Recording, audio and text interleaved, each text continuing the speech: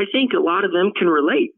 Okay. I really do. Because my son said I should, come out all the way. I mean, I'm coming out, but I'm afraid to come out, in front of my friends, and they're gonna judge me. Let's be honest, though. Those who are real friends will still be friends. Yeah, but then will they treat you differently? That's what I'm afraid about. I mean, well, and if they do, they're not real friends. And, just to get the message out that, people do have problems. They have anxiety problems. They have depression problems. Yeah, they sure do. Yeah, and I think we forget that we're supposed to have challenges. Life's not supposed to be easy. I don't know if you saw League of Your Own when she said it's just too hard. And he said, that's what you like about it. It's hard. So, I mean, that's the kind of stuff. Challenges are how we succeed. Yeah. And debunking myths about mental health issues. I mean, there's just these, because people don't know that oh, you're crazy, they'll say.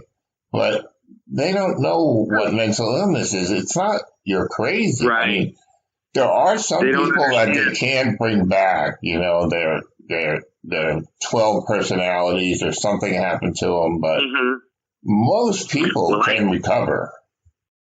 Then I talk about my ADHD. I do have is I drive people crazy because of my ADD. Because they'll say something, and then I'll say something, and I'll be like, wait a minute, when did you say that? And it'll get all confusing, and they think I'm not paying attention, and that I don't respect them, and that I'm rude, I'm not obnoxious. But that's not what I really mean, It's just that that's the way I am. I have certain skill set, or let's say I'm missing a certain skill set where I'm not really able to find the point where I'm supposed to talk. It's hard for me to distinguish when someone is finished with their thought and then I can talk. So, that's totally fine. Yeah, there's nothing wrong with that. You make stupid mistakes. Why do you do that? You're a smart person. What's going on? And I try to explain it to them, but they don't get it. And I have dyslexia, and that is really horrible. If I may say, those people can kiss your ass. Yeah, that's true. That's my view on the world and on life. And if somebody's got a problem, they can take it up with me. And it better be a real problem. Because if it's not, then they're the problem. With dyslexia, it's hard because it's hard to read, and it's especially hard to write.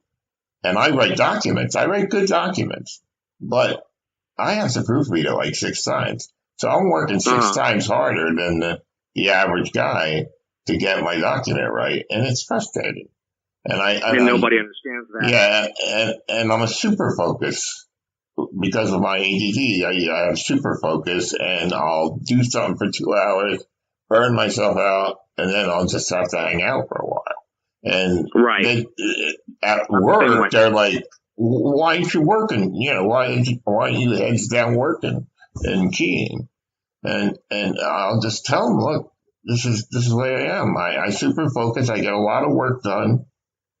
And then I have to take a break. And that's hard for people to understand. And then we go back to talking about coming out to friends about your mental issues. I'm just ashamed. I think I'm still ashamed. I know, but real friends are real friends no matter what. And that's that.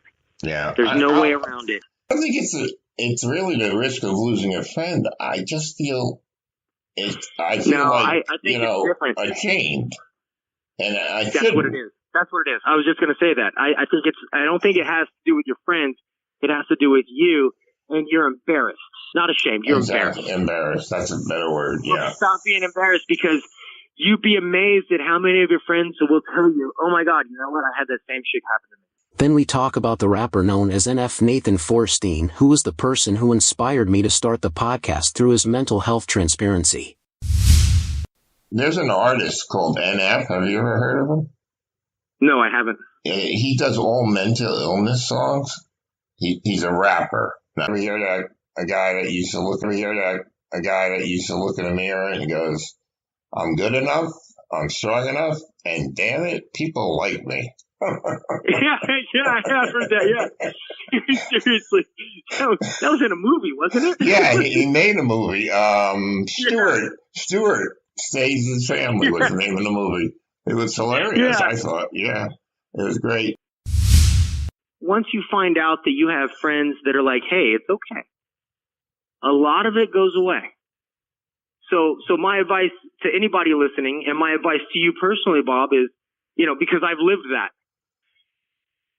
Share it with your friends. All right, man. Your friends. I your might friends. do it. I got to get the Your courage friends up. I know. It takes a lot of courage. It takes a whole lot of courage, and that's like the biggest part.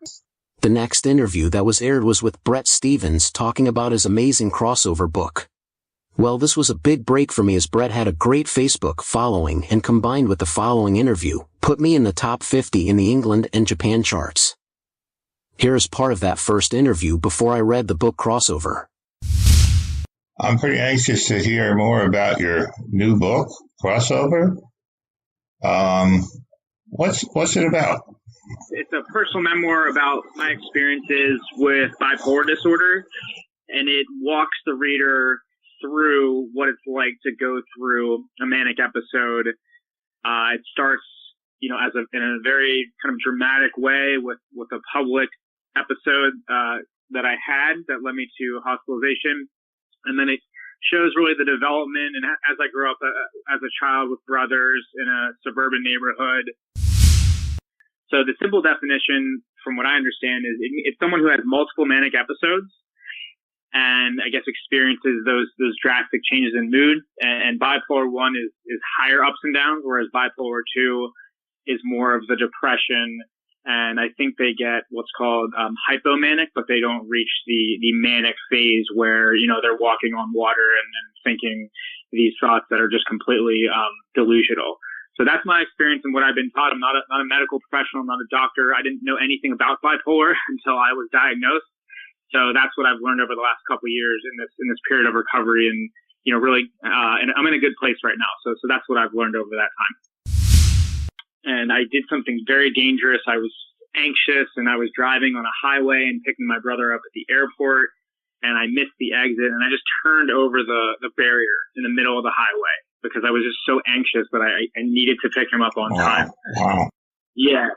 So he spent some time with me in college over that weekend, and I wasn't sleeping, and he ultimately reported back to my parents that, something was off.